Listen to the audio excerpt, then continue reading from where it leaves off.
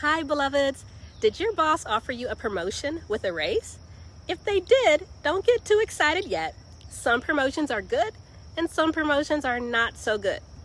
If your boss offers you a promotion, make sure the raise that comes with that promotion matches the work they want to add to your plate.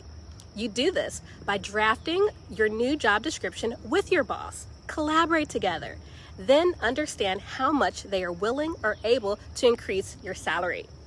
If the raise isn't enough for the work, negotiate taking some of the new duties off your plate to better align with the salary that is actually being offered.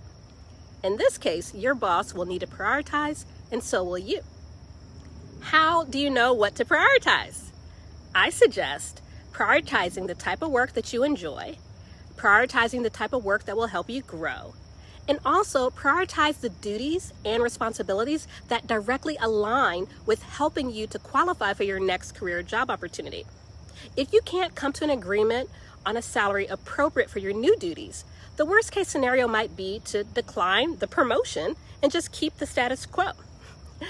This may be a better deal than earning more money just to be overworked in an unhealthy, detrimental way. More money can also mean more problems, as they say. So get the compensation that's important to you. Get compensated enough. These little bugs here. Let me keep walking. Get compensated enough that the problems, if any, are worth it.